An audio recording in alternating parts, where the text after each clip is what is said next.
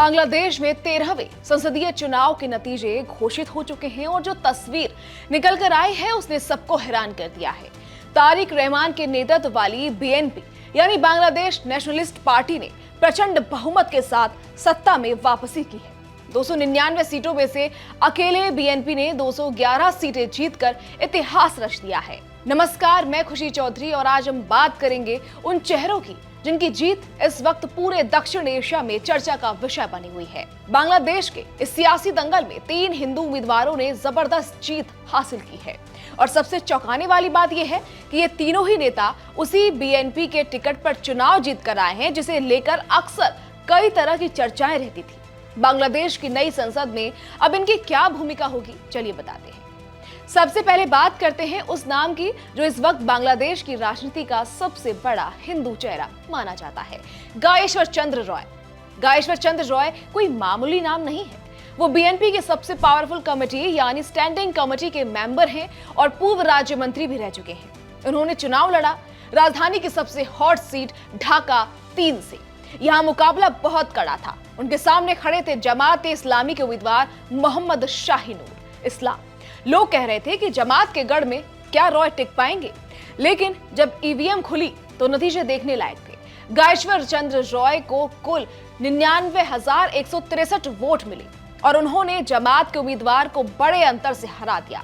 उनकी ये जीत इसलिए भी मायने रखती है क्योंकि ढाका जैसे शहर में एक अल्पसंख्यक नेता का इतना बड़ा जनादेश पाना कोई नॉर्मल बात नहीं है। अब चलते हैं मगुरा की तरफ।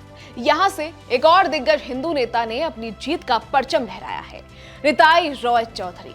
निताई रॉय चौधरी ने मगुरा 2 संसदीय क्षेत्र से बीएनपी के टिकट पर चुनाव लड़ा।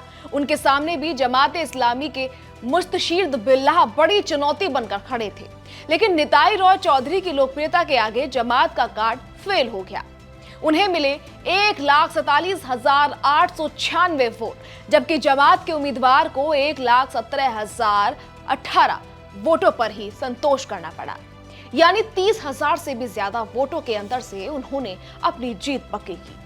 यह एक दिलचस्प जानकारी आपको और बता दूं, निताई रॉय चौधरी और अभी जिनकी हमने बात की गायेश्वर चंद्र रॉय, ये दोनों आपस में रिश्तेदार भी हैं। यानी एक ही परिवार के 2 अनुभवी हिंदू नेताओं ने संसद में अपनी जगह बनाई है, जो बांग्लादेश के अल्पसंख्यकों के लिए एक बड़ी राहत की खबर हो सकती है। तीसरा नाम है एडवोकेट दीपेन दीवान का। दीपेन दीवान ने रंगमती संसदीय सीट से जीत का स्वाद चखा है। रंगमती का इलाका पहाड़ियों और अलग भौगोलिक स्थितियों के लिए जाना जाता है, लेकिन मुख्य टक्कर निर्दलीय उम्मीदवार पहल चकमा और दीपेन दीवान के बीच थी। दीपेन दीवान को यहाँ की जनता ने सिर आंखों पर बिठाया और उन्हें 31,222 वोट देकर संसद भेज दिया। वहीं उनके प्रतिद्वंदी पहल चकमा को सिर्फ 21,544 वोट मिले।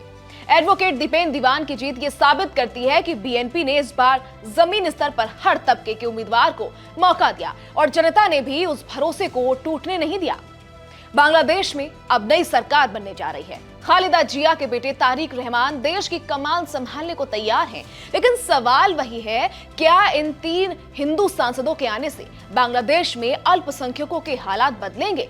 जहां एक तरफ शेख हसीना की अवामी लीग इस बार गायब दिखी, वहीं बीएनपी के टिकट पर इन 3 नेताओं की जीत एक नई राजनीतिक दिशा की ओर इशारा कर रही है। भारत भी इन नतीजों को बहुत बारीकी से देख रहा है क्योंकि पड़ोस में शांति और अल्पसंख्यकों की सुरक्षा भारत के लिए हमेशा से प्राथमिकता रही है। क्या आपको लगता है कि बीएनपी की ये सरकार अल्पसंख्यकों का भरोसा जीत पाएगी? अपनी राय जरूर बताएं और देश और दुनिया की ऐसी ही तमाम खबरों के लिए जुड़े रहिए हमारे साथ और देखते रहिए एबीपी लाइव।